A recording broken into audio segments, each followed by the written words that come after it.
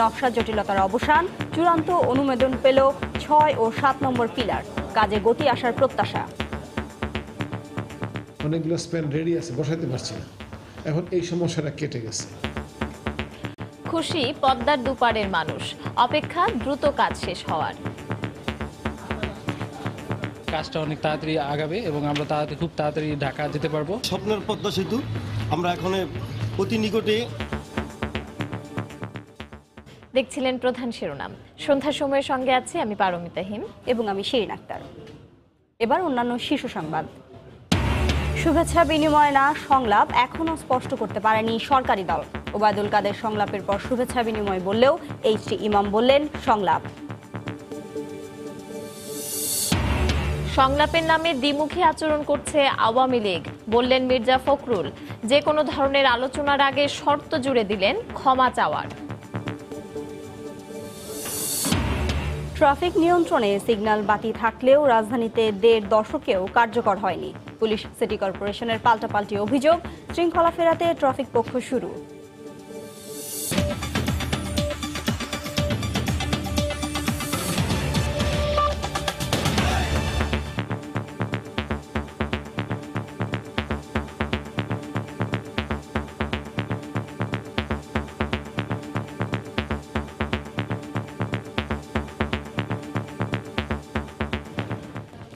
অবশেষে শতভাগ সমাধান হলো পদ্মা সেতুর নকশা জটিলতার। সেতুর ২২টি পিলারের মধ্যে ২০টির সমাধান আগে হলেও আটকে ছিল ৬ ও ৭ নম্বর পিলারের নকশা। আজ এ দুটি পিলারের সংশোধিত নকশাও চূড়ান্ত অনুমোদন দিয়েছে সেতু কর্তৃপক্ষ। এর ফলে কাজে গতি আসার বিষয়ে আশাবাদী প্রকল্প পরিচালক। এহসান জুয়েলের রিপোর্ট। ৪২টি পিলার নিয়ে নির্মিত হচ্ছে দেশের কোটি মানুষের স্বপ্নে লালিত পদ্মা সেতু। সেতু নির্মাণের আনুষ্ঠানিক কাজের সূচনা হয়েছিল মাওয়া প্রান্তে ৬ নম্বর পিলার দিয়ে। তবে সেখানে সৃষ্টি হয় ভয়াবহ জটিলতা। এ অংশে নদীর তলদেশের মাটির গঠনের কারণে কিছুতেই বসানো যাচ্ছিল না পিলার। প্রায় ১২৪ মিটার দৈর্ঘ্যের ৬টি খুঁটি দিয়ে তৈরি করা হচ্ছিল এক একটি পিলার। ওই জটিলতার সমাধান না হওয়ায় দ্রুত কাজ সরিয়ে নেওয়া হয় জাজিরা প্রান্তে। সেখানে নদীর তলদেশের মাটিতে সমস্যা না থাকায় একের পর এক বসানো হয় পিলার ও স্প্যান। একই সঙ্গে কাজ চলে মাওয়া প্রান্তের নকশা জটিলতা সমাধানের। দেশি বিদেশি ৬টি প্রতিষ্ঠান প্রায় ১ বছর ধরে এই কাজ চালিয়ে শুরুতে এক একটি পিলারে ৬টির জায়গায় ৭টি করে খুঁটি বসিয়ে সমস্যা সমাধানের চেষ্টা করা হয়। এ পদ্ধতিতে কয়েকটি পিলারে কাজ হলেও কিছু কিছু পিলারে যোগ করা হয় বিশ্বে প্রথমবারের মতো স্টিলের পাইলে টেম প্রযুক্তি। এভাবেই চলে সমাধানের চেষ্টা। যখন সবগুলো টেস্ট করা হলো, সবগুলো পিয়ারে দেখা যাচ্ছে যে আমরা প্রায় ২২টা পিয়ারে ভিন্ন রকমের সয়েল পাচ্ছি। তো এটা করতে যাইয়া আমাদেরকে কিছু টেস্ট করতে হলো, লোড টেস্ট, যেটা সময় লাগে অনেক বেশি। টেস্ট প্যাড করে লোড টেস্ট করতে প্রায় বছরখানেক সময় চলে গেছে বেশি। এই বছরের শেষের দিকে আমরা সিদ্ধান্ত নিতে পারলাম যে ওটার রিডিজাইন করা হলো, এই কয়েকটা পিয়ারে রিডিজাইন করা হয়েছে। তবে এত সব চেষ্টায়ও কাজ হয়নি ৬ ও ৭ নম্বর পিলারে। এখন সংশোধিত নকশায় সেখানে প্রতিটি পিলারে ১০৪ মিটার দৈর্ঘ্যের ৭টি করে খুঁটি বসানো হবে। এই ৭টির মধ্যে ৩টি খুঁটি সাধারণভাবে এবং ৪টি খুঁটি বসানো হবে স্কিন গ্রাউটিং করে। বাকি কাজ তাই দ্রুত শেষ হবে বলে আশাবাদী প্রকল্প পরিচালক। মেটেরিয়াল, ইকুইপমেন্ট, ম্যান পাওয়ার বাড়িয়ে আমাদের প্রোগ্রেসটাকে আরও ভালো করা যায়। এতদিন যে সমস্যাগুলো ছিল, আমরা অনেকগুলো স্প্যান রেডি আছে, বসাতে পারছি না, এখন এই সমস্যাটা কেটে গেছে। মাওয়া প্রান্তে নকশার সমাধান হলেও এ প্রান্তে স্প্যান দেখতে হলে অপেক্ষা করতে হবে আরও বেশ কয়েক মাস। পদ্মা সেতুর কাজে গলার কাটা হয়েছিল ৬ ও ৭ নম্বর পিলারটি। নকশা সংশোধনের ফলে তার অবসান হয়েছে। নতুন করে কোনো জটিলতা তৈরি না হলে বলা যেতে পারে পদ্মা সেতুর কাজে আপাতত কোনো সমস্যাই নেই। তাই আশা করা যেতে পারে আগামী কিছুদিনের মধ্যে একটির পর একটি নতুন নতুন পিলার উঠবে আর সেখানে দৃশ্যমান করা সম্ভব হবে নতুন নতুন স্প্যান। এহসান জুয়েল, সময় সংবাদ, মাওয়া, মুন্সিগঞ্জ। এদিকে পদ্মা সেতুর নকশা জটিলতা কেটে যাওয়ায় খুশি পদ্মার দুপারের মানুষ। এখন সেতুর কাজ দ্রুত শেষ হওয়ার অপেক্ষায় তারা। সব ঝামেলা কেটে গেছে, পদ্মা সেতু তাড়াতাড়ি হয়ে যাবে, দ্রুত গতিতে কাজ শেষ হয়ে যাবে। পুরো ওকে হয়ে গেছে গা। এখন আমাদের স্বপ্নের পদ্মা সেতু আমরা এখন অতি নিকটে। আশা করি এদের কাজটা অনেক তাড়াতাড়ি আগাবে এবং আমরা খুব তাড়াতাড়ি ঢাকা যেতে পারবো। এতে আমরা অনেক খুব খুশি। দক্ষিণবঙ্গের মানুষ খুব উপকৃত হবে এবং বাণিজ্যিকভাবে আমরা সচ্ছল হব। তাড়াতাড়ি হবে, পদ্মা সেতু, আর বিলম্ব হবে না, দেরি হবে না। এখন আমাদের ব্রিজ খুব তাড়াতাড়ি হয়ে যাবে ইনশাল্লাহ, আমরা স্বপ্নের ব্রিজ দেখতে পারবো, এটি আমাদের প্রত্যাশা। রাজনৈতিক দলগুলোর সঙ্গে প্রধানমন্ত্রী আবারও সংলাপে বসবেন নাকি গণভবনে শুধুই শুভেচ্ছা বিনিময় হবে, এ বিষয়টি এখনও স্পষ্ট করতে পারেনি সরকারি দল। সংলাপ প্রসঙ্গে আজ ভিন্ন ভিন্ন বক্তব্য দিয়েছেন দলের সাধারণ সম্পাদক ওবায়দুল কাদের ও প্রধানমন্ত্রীর রাজনৈতিক উপদেষ্টা এইচ.টি. ইমাম। দলগুলোর সঙ্গে সংলাপ অনুষ্ঠিত হবে এমনটা এইচ.টি. ইমাম স্পষ্ট করলেও ওবায়দুল কাদের বলছেন সংলাপের খবর মন গড়া। নির্বাচিত মাননীয় সদস্যবৃন্দ, একাদশ জাতীয় সংসদে নির্বাচিত সংসদ সদস্যদের শপথ গ্রহণ ও নতুন মন্ত্রিপরিষদ গঠনের পর রাজনীতির মাঠে গুঞ্জন, আবারও দলগুলোর সঙ্গে সংলাপে বসছেন প্রধানমন্ত্রী শেখ হাসিনা। রোববার দলের এক যৌথ সভায় রাজনৈতিক দলগুলোর সঙ্গে মতবিনিময় সভার ইঙ্গিত দেন ওবায়দুল কাদের। তার একদিন পরে বিষয়টি স্পষ্ট করে তিনি বলেন, সংলাপ নয়, গণভবনে নির্বাচন পরবর্তী শুভেচ্ছা বিনিময় করবেন আওয়ামী লীগ সভাপতি। যাদের সাথে সংলাপ হয়েছে তাদেরকে তিনি আবার আমন্ত্রণ করবেন, তাদেরকে আহ্বান করবেন, নিমন্ত্রণ করবেন, তাদের সাথে কিছু মত বিনিময় করবেন। এই জাতীয় নির্বাচন নিয়ে সংলাপের কোনো প্রয়োজন নেই। দলগুলোকে তিনি গণভবনে আমন্ত্রণ জানাতে চান নির্বাচন পরবর্তী শুভেচ্ছা বিনিময়ের জন্য। মঙ্গলবার ধানমন্ডি ৩২ নম্বরে বঙ্গবন্ধুর প্রতিকৃতিতে শ্রদ্ধা জানানো শেষে প্রধানমন্ত্রীর রাজনৈতিক উপদেষ্টা এইচ.টি. ইমাম জানান, রাজনৈতিক দলগুলোর সঙ্গে সংলাপেই বসছেন প্রধানমন্ত্রী। আমাদের মাননীয় প্রধানমন্ত্রী আবার বলেছেন যে উনি আরেকটি সংলাপ করবেন। সেই সংলাপে সকল পার্টি যারা এর আগের সংলাপে অংশগ্রহণ করেছিলেন তাদেরকেও উনি আমন্ত্রণ করেছেন। এর কিছুক্ষণ পরে মহানগর উত্তর আওয়ামী লীগ আয়োজিত এক বর্ধিত সভায় ওবায়দুল কাদের বলেন, সংলাপের বিষয়টি সাংবাদিকদের মন গড়া। প্লিজ, আমি সাংবাদিক বন্ধুদের কাছে বলব, প্রধানমন্ত্রী একবারও সংলাপের কথা বলেন। আমি বলেছি আমন্ত্রণ জানাবেন, আমি তো সংলাপের কথা বলি। বেলায়েত হোসাইন, সময় সংবাদ, ঢাকা। এদিকে সংলাপের নামে আওয়ামী লীগ দ্বিমুখী আচরণ করছে বলে মন্তব্য করেছেন বিএনপি মহাসচিব মির্জা ফখরুল ইসলাম আলমগীর। দুপুরে ঢাকা মেডিকেল কলেজ হাসপাতালে যুব দলের আহত এক নেতাকে দেখতে গিয়ে সাংবাদিকদের একথা বলেন তিনি। এ সময় মির্জা ফখরুল আরও বলেন, একাদশ জাতীয় সংসদ নির্বাচনে আবারও ভোট কারচুপির অভিযোগ করেন। ব্লুপ্রিন্ট করেছিল যে কেউ জানবে না, তা ফাঁকা মাঠে ঠিকই গোল দিয়ে দেবে। নির্বাচনকে পক্ষে নেওয়ার জন্য যত অপকরণের কৌশল দরকার তা নিয়েছে। কাজী সাহেবকে গিয়ে বলেন প্রথমেই জাতির কাছে মাপ চাইতে। জাতির সঙ্গে যে ভয়াবহ একটা মিথ্যাচার তারা করেছেন, সেই মিথ্যাচারটার জন্য তারপর অন্যান্য জাতি দল মত সকলের সঙ্গে আলোচনা করার একটা পথ তৈরি হবে। হেরে গিয়ে বিএনপি ঐক্যফ্রন্ট নির্বাচন বিতর্কিত করার চক্রান্ত করছে বলে অভিযোগ করেছেন আওয়ামী লীগের যুগ্ম সাধারণ সম্পাদক মাহবুবুল আলম হানিফ। সকালে বঙ্গবন্ধু অ্যাভিনিউয়ে আওয়ামী লীগের কেন্দ্রীয় কার্যালয়ে শ্রমিক লীগ আয়োজিত যৌথ সভায় তিনি একথা বলেন।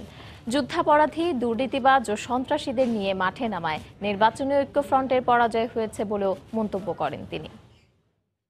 স্বাধীনতা বিরোধী, যুদ্ধাপরাধী জামাত এবং ৭১-এর মুক্তিযুদ্ধের সময় যে এজেন্ট, বঙ্গবন্ধুর আত্মস্বীকৃত হত্যাকারী, খুনিদের পৃষ্ঠপোষক, সেই দল বিএনপি এবং তার সঙ্গে কিছু জনবিচ্ছিন্ন দলকে নিয়ে ঐক্যফ্রন্ট করে তারা নির্বাচনের মাঠে নিয়েছিলেন, যার কারণে বিএনপির একটা চরম ভরাডুবি হয়েছে। এখন এই ভরাডুবিকে আড়াল করার জন্য নির্লজ্জ মিথ্যাচারে লিপ্ত হয়েছে।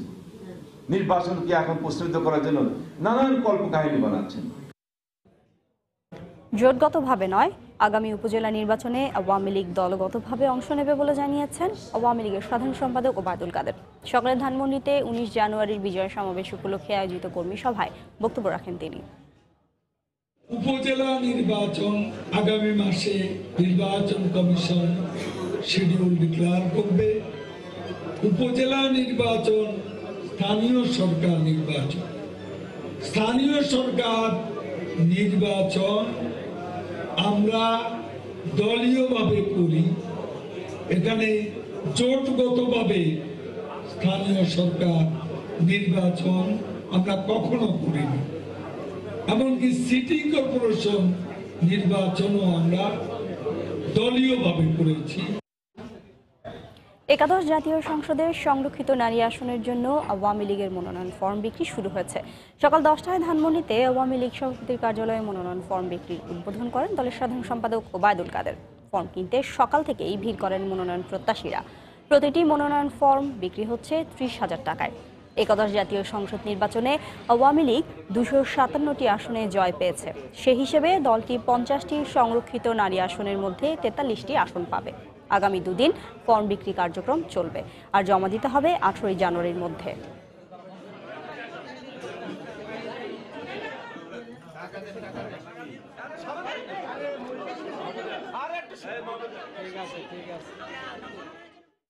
মাননীয় প্রধানমন্ত্রী উনি সবার থেকে বেশি ভালো জানেন যে কাকে কোথায় দিলে কোন কাজটি তারা করতে পারবে। আমাদের নেত্রী, আমাদের মাননীয় প্রধানমন্ত্রী, উনি হয়তো অবশ্যই, আমি আশা করি যে এবার হয়তো আমাদের মূল্যায়নটা হবে। নারীদের অধিকার বাস্তবায়নের জন্য, সম অধিকার বাস্তবায়নের জন্য আমি কাজ করার চেষ্টা করব। উনি যাকে মনে করবেন উনি তাকেই নেবেন, আমাকেই নেবেন সেটা আমি বলছি না, যে উনি এটা ভালো বুঝবেন। নারীদের ক্ষেত্রে যে অগ্রগতিটা আসছে, শেখ হাসিনা হাতকে শক্তিশালী করার জন্যই আমি সালমা এই মনোনয়নপত্রটা কিনলাম।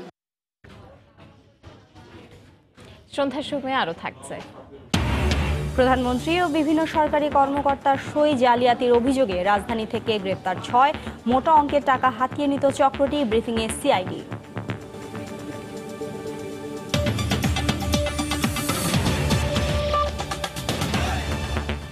সহ ভিশন 2021 বাস্তবায়নে জাপান বাংলাদেশের পাশে থাকবে। প্রধানমন্ত্রী শেখ হাসিনার সঙ্গে সৌজন্য সাক্ষাতে একথা জানিয়েছেন জাপানের অর্থনৈতিক সংস্কার বিষয়ক মন্ত্রী তোশিমিৎসু মোতেগি।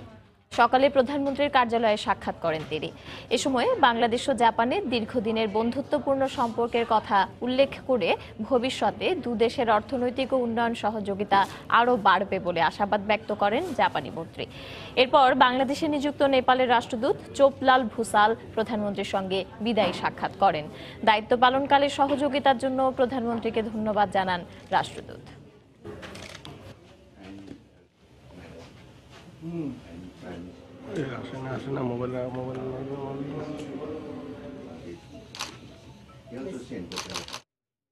সংসদে না এসে বিএনপি 14 সালের নির্বাচন বর্জনের মতো ভুল করছে বলে মন্তব্য করেছেন আওয়ামী লীগ নেতা অ্যাডভোকেট কামরুল ইসলাম। বিকেলে নিজ সংসদীয় এলাকার 57 নম্বর ওয়ার্ডে নির্বাচন পরবর্তী মতবিনিময় সভায় কথা বলেন তিনি। পরপর 3 বার কেরানীগঞ্জ থেকে সংসদ সদস্য নির্বাচিত হওয়ায় এলাকার মানুষ তাকে স্বাগত জানান। সদ্য সমাপ্ত জাতীয় নির্বাচন সারা বিশ্বের কাছে গ্রহণযোগ্য হয়েছে উল্লেখ করে তিনি বলেন, বিএনপি জামায়াতের সঙ্গে জোট করায় দেশের মানুষ তাদের প্রত্যাখ্যান করেছে। উন্নয়নের কারণে সদ্য সমাপ্ত নির্বাচনে আওয়ামী লীগের বড় জয় এসেছে বলেও মন্তব্য করেন এই আওয়ামী লীগ নেতা।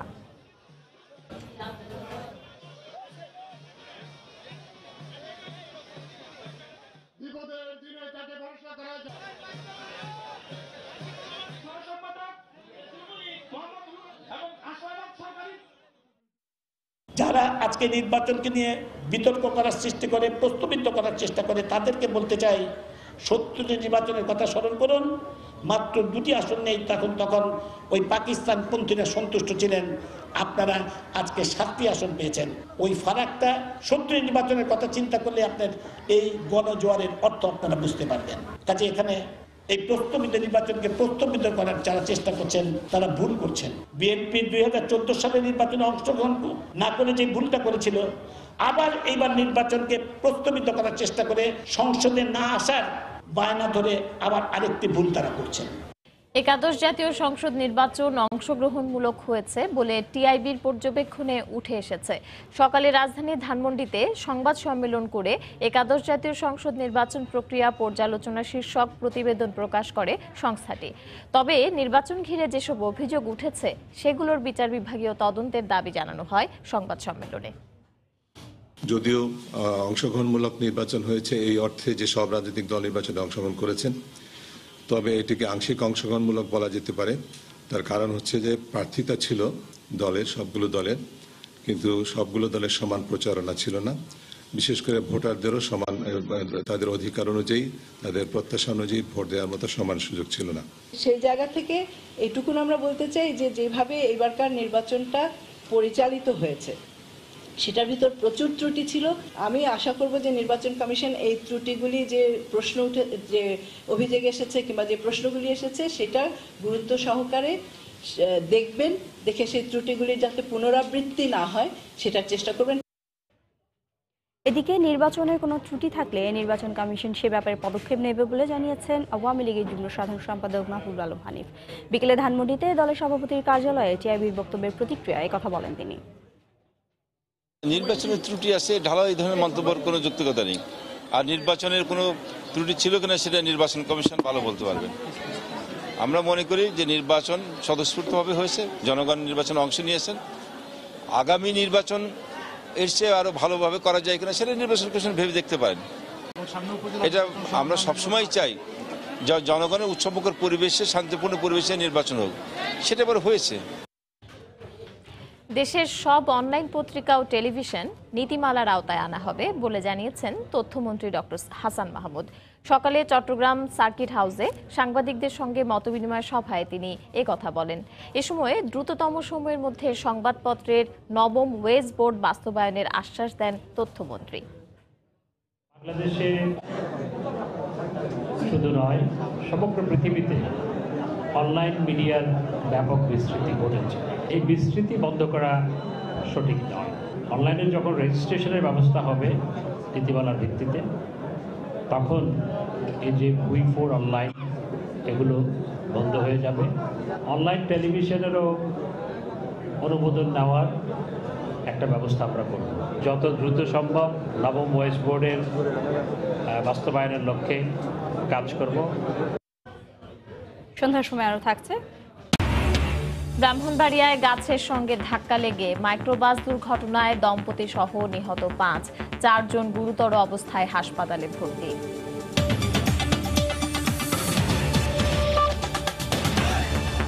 রাজধানীতে সড়ক এবং ট্রাফিক ব্যবস্থাপনায় শৃঙ্খলা ফেরাতে আবারও অভিযান শুরু করেছে ঢাকা মেট্রোপলিটন পুলিশ।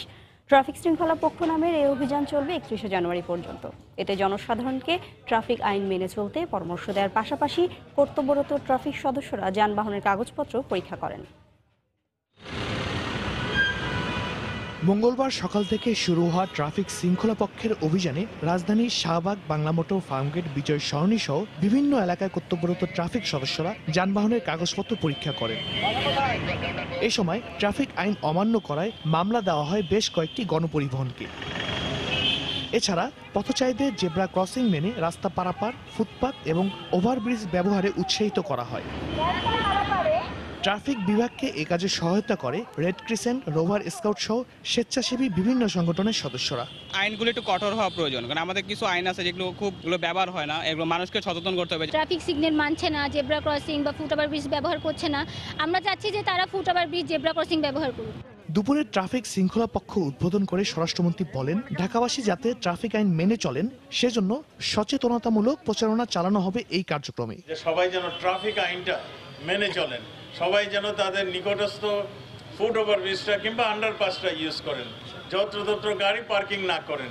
এই বিষয়ে ঢাকা মহানগর পুলিশ কমিশনার আসাদুজ্জামান মিয়া জানান, আইন প্রয়োগের পাশাপাশি ট্রাফিক শৃঙ্খলা ফিরিয়ে আনাই হবে ট্রাফিক শৃঙ্খলা পক্ষের মূল উদ্দেশ্য।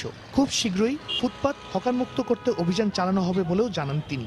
এবার প্রায় 57টি পয়েন্টে আমরা চেকপোস্ট বসিয়েছি, যার মধ্য দিয়ে আইন প্রয়োগের পাশাপাশি ট্রাফিক শৃঙ্খলা ফিরিয়ে আনা এবং ফিরিয়ে আনার জন্য জনগণকে উদ্বুদ্ধ করা। আজ থেকে শুরু হওয়া আইন শৃঙ্খলা বাহিনীর এই উদ্যোগকে স্বাগত জানিয়েছে সাধারণ মানুষ। শুধু যদি আমরা পুলিশের উপর বা আইন শৃঙ্খলার উপর নির্ভর করে তা হবে না, আমাদেরকে সবাইকে সচেতন হতে হবে। এই উদ্যোগটা যদি কন্টিনিউয়াস প্রসেসে চলতে থাকে, ঢাকা শহরের শৃঙ্খলাটা আরো সুন্দরভাবে ফিরে আসবে। গত বছরের 29 জুলাই রাজধানীর কুর্মিটোলায় বাস চাপায় 2 শিক্ষার্থী নিহতের ঘটনার পর সড়কের শৃঙ্খলা ফেরাতে 2018 সালে 5 থেকে 14 আগস্ট ঢাকা মহানগরীতে পালন করা হয় ট্রাফিক সপ্তাহ। এরপর 5 সেপ্টেম্বর থেকে 30 সেপ্টেম্বর মাসব্যাপী পালন করা হয় ট্রাফিক সচেতনতা মাস। সর্বশেষ 24 থেকে 31 অক্টোবর ট্রাফিক সপ্তাহ পালন করে ঢাকা মেট্রোপলিটন পুলিশের ট্রাফিক বিভাগ। শাহরিয়ার জামান দ্বীপ, সময় সংবাদ, ঢাকা। তৃতীয় দিনের মতো রাজধানীর বিভিন্ন স্থানে ভেজাল বিরোধী অভিযান চালিয়েছে ঢাকা দক্ষিণ সিটি কর্পোরেশনের ভ্রাম্যমাণ আদালত। পচা বাসি খাবার রাখা, অস্বাস্থ্যকর উপায়ে খাবার তৈরি ও পরিবেশন সহ বিভিন্ন অনিয়মের অভিযোগে বিভিন্ন স্থানে 9 জনকে কারাদণ্ড দেওয়া হয়। এছাড়া বিভিন্ন প্রতিষ্ঠানকে জরিমানা করা হয়েছে মোট 5,59,000 টাকা। কোথাও কয়েকদিনের বাসি খাবার ফ্রিজে কাঁচা মাংসের সঙ্গে রাখা হচ্ছে রান্না করা মাংস, আবার কোথাও রান্নাঘরে অস্বাস্থ্যকর পরিবেশ। রাজধানীতে ঢাকা দক্ষিণ সিটি কর্পোরেশনের ভ্রাম্যমাণ আদালতের ভেজাল বিরোধী অভিযানের তৃতীয় দিনে চোখে পড়েছে এমন চিত্র। প্রায় সব দোকানেই দেখা যাচ্ছে নানা অনিয়ম, আর এসব অনিয়মের দায়ে রাজধানীর গুলিস্তান এলাকায় 5 হোটেলের মালিক কর্মকর্তাদের 3 থেকে 7 দিনের, ফকিরাবুল এলাকায় একজনকে দেওয়া হয় 3 দিনের কারাদণ্ড। নবাবপুর এলাকায় আদি মরণচাঁদ মিষ্টান্ন ভাণ্ডারের 2 ব্যবস্থাপককে 15 দিন করে এবং যাত্রাবাড়িতে নান্না হোটেলের ব্যবস্থাপককে দেওয়া হয় 5 দিনের কারাদণ্ড। তবে নানা কথায় দায় এড়ানোর চেষ্টা করলেন দণ্ডিতরা। মালিক পক্ষ আছে, অন্যান্য ম্যানেজার আছে, ম্যানেজমেন্ট তো আমি একা না, আমি সবাইকে নির্দেশ দিচ্ছিল আমার একার পক্ষে সকল কিছু সম্ভব না। আমার অন্যান্য ম্যানেজমেন্টের দুর্বলতা, এখন আমাকে লাইবিলিটি নিতে হচ্ছে।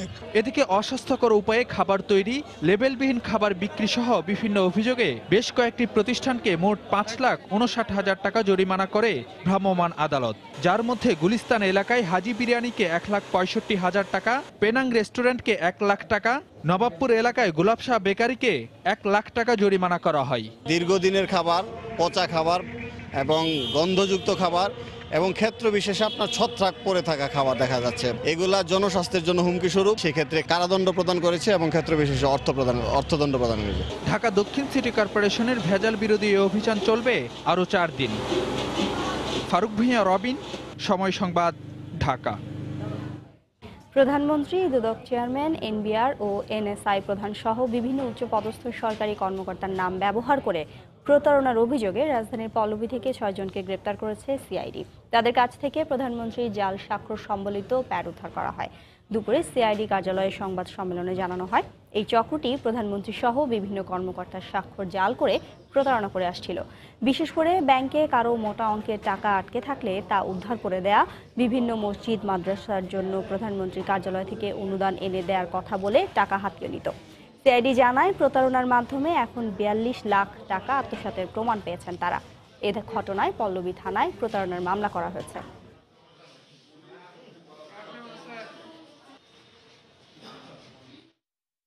আমরা তাদের ধরেছি এভাবে, যারা ভিকটিম তাদের আরও টাকা দেওয়ার কথা ছিল ওই দিন। তখন আমাদের টিম তারাও সম্ভাব্য ভিকটিম হতে চায়, এরকমভাবে এই প্রতারক চক্রের সঙ্গে যোগাযোগ করে তারপরে তাদের ধরেছে। এবং আমরা সেই ভিডিও জব্দ করেছি, যে ভিডিওতে এই প্রতারক হেলাল বলছে যে মানে প্রধানমন্ত্রীর বিরুদ্ধে কথা বলছেন, এমনভাবে সে কথা বলেছে যেন মনে হয়েছে যে সে প্রধানমন্ত্রীর খুবই কাছের লোক।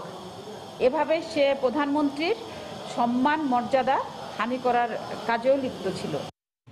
মাদারীপুরে বিয়ে ভেঙে দেয়ায় এক মাধ্যমিক পরীক্ষার্থীকে কুপিয়ে জখম করেছে বখাটেরা।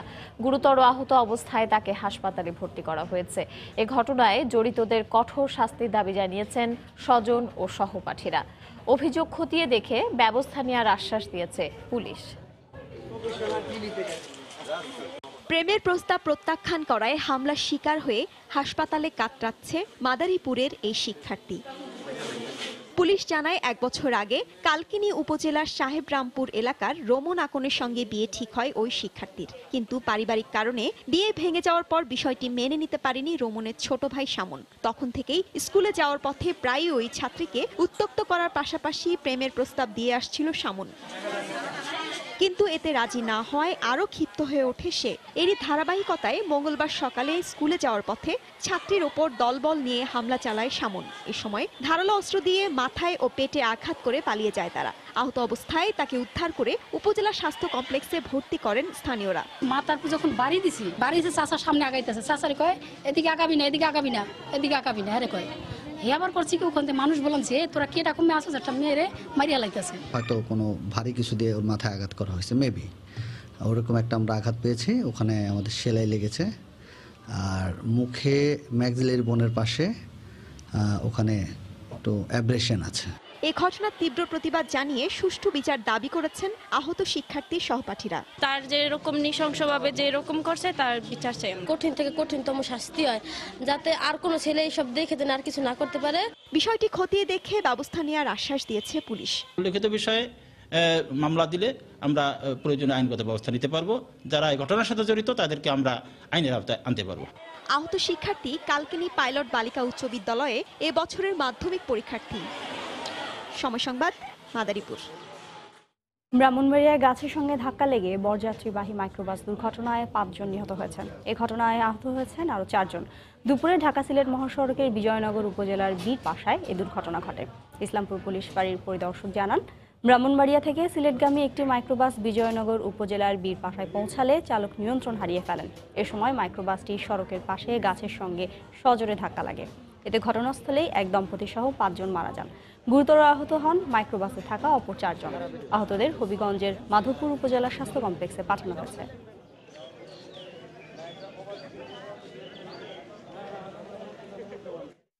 একটা গাড়িতে আমরা 10 জন ছিলাম। ওই গাড়িটা বিপাশার মোড়, সম্ভবত এই জায়গায় একটা জায়গা আছে, এই জায়গায় টার্ন নেওয়ার সময় স্পিডটা বেশি ছিল, উল্টা যায়। মারা গেছে রিজন, শুভ, পরশ, অপু এবং অপুর ওয়াইফ। বরের পা ভাঙছে। নিয়ন্ত্রণ হারিয়ে একটা গাছের সাথে ধাক্কা মারে। তো আমরা খবর সাথে সাথে অ্যাম্বুলেন্স আমাদের দ্বিতীয় টানা গাড়ি নিয়ে, সাহায্যকারী গাড়ি নিয়ে আমরা ঘটনাস্থলে উপস্থিত হয়ে 2 বারে টোটাল আমরা 9 জনকে উদ্ধার করেছি। অতিরিক্ত গতির কারণে এটা দুর্ঘটনা ঘটছে। খুব দ্রুত বেগে ছিল গাড়িটা, আইসা সে আর নিয়ন্ত্রণ হাইয়া রক্ষা করতে পারে না, যে উল্টাইয়া পেছনের সাইডটা সামনে এসে পড়ছে, যে গাছের মধ্যে আঘাত লাগছে। ঢাকা আন্তর্জাতিক বাণিজ্য মেলায় আজ সকালে তেমন ক্রেতা উপস্থিতি না থাকলেও বিকেল থেকে বাড়তে থাকে ক্রেতা দর্শনার্থী। অফিস ছুটির পর মেলায় আসেন নগরবাসী। পরিবারের সদস্যদের নিয়ে ঘুরে দেখছেন বিভিন্ন স্টল ও প্যাভিলিয়ন। এখনও কেনাকাটার পরিমাণ উল্লেখযোগ্য না হলেও যাচাই বাছাই করছেন দর্শনার্থীরা। ক্রেতা চাহিদা পূরণে ও আকর্ষণ ধরে রাখতে প্রতিদিনই মেলায় নতুন নতুন পণ্য নিয়ে আসছেন দোকানিরা। মেলায় এসিআই প্রিমিয়ার প্লাস্টিক প্যাভিলিয়নে চেয়ার, টেবিল, বিভিন্ন গৃহস্থালী পণ্য সহ শিশুদের জন্য পাওয়া যাচ্ছে বিভিন্ন খেলনা।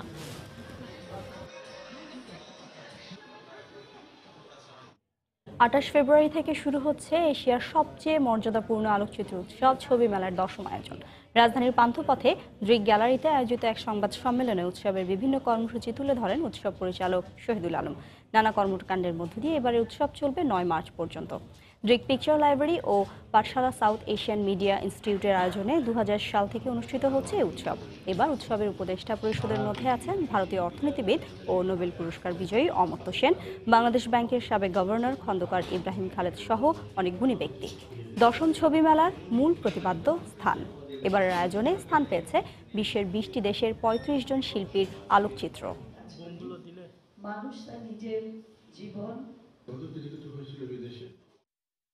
আমি আশা করি যে বাংলাদেশে শুধু ঢাকা শহরে না, সবাই কিন্তু এসে কিন্তু অনেক উপভোগ করবে, আর অনেক কিছু শিক্ষণীয় আছে, অনেক কিছু বোঝার আছে, আর নিজের মনটাকে, জগৎটাকে আর একটু প্রসার করার একটা সুযোগ ছবি মেলা আমাদের জন্য করে দেয়।